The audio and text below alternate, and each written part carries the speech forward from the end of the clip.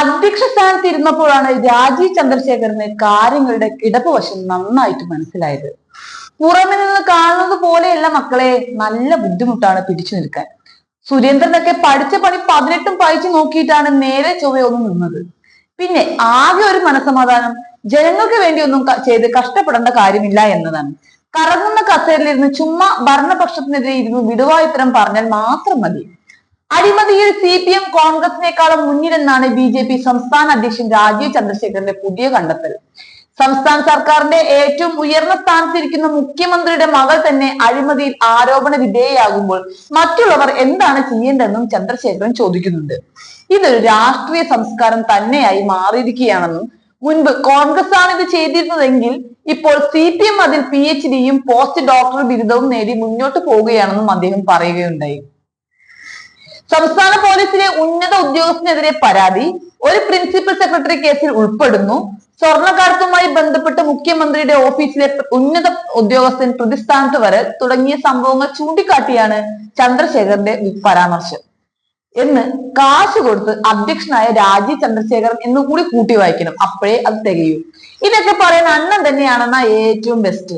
BJP-ക്കാർ പിന്നെ അഴിമതി ചെയ്യുകയില്ല. സത്യം പറഞ്ഞാൽ അതിന്റെ സ്പെല്ലിംഗ് കൃത്യമായി പറയാൻ പോലും അറിഞ്ഞുകൂടാ. പിന്നെ അസൂയാലുക്കൾ പറയും നോട്ട് നിരോധനം മാത്രം 3-4 ലക്ഷം കോടിയുടെ അഴിമതി ഉണ്ട് എന്നൊക്കെ. പറഞ്ഞല്ലോ, ഈ അസൂയക്കാർക്ക് എന്താണ് പറയാൻ പറ്റാത്തത്?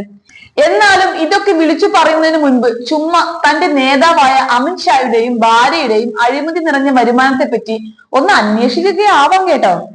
അല്ല നേതാവേ, ഒരു സംശയം. തെരഞ്ഞെടുപ്പും ജനാധിപത്യവും അട്ടിമറിക്കാൻ BJP ഈ രാജ്യത്തെ കോർപ്പറേറ്റ് ബിസിനസ്സുകാരിൽ നിന്നും ഇലക്ട്രൽ ബോണ്ട് വഴി വാങ്ങിക്കൂട്ടിയത് 14,000 കോടി രൂപ. ഇതിന്റെ വിഹിതമല്ലേ സുരേന്ദ്രൻ അടിച്ചുകൊണ്ട് പോയ 400 കോടി രൂപ? ഈ പൈസയൊക്കെ നെല്ലും ഗോതമ്പും പരുത്തിയും തേങ്ങയും കൃഷി ചെയ്ത് ഉണ്ടാക്കിയതാണോ? മുതലാളി തീർന്നില്ല.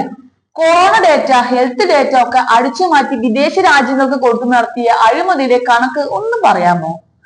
കള്ളൻ പറയുന്നത് വിശ്വസിക്കണമെങ്കിൽ അതിലും വലിയ കള്ളന്മാരാകണം.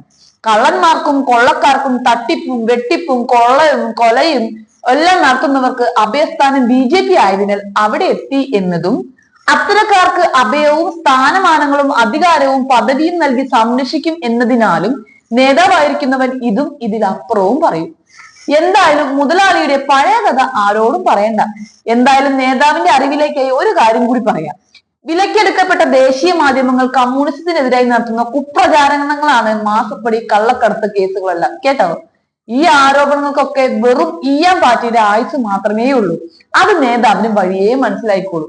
എന്നിട്ടും CPM അഴിമതി നടത്തി എന്ന് തന്നെയാണ് പറയാനുള്ളതെങ്കിൽ സത്യം പറഞ്ഞാൽ ഇവരാരും അഴിമതിയുടെ കാര്യത്തിൽ BJP-യെക്കാളും മുന്നിലല്ല എന്നതാണ് സത്യം.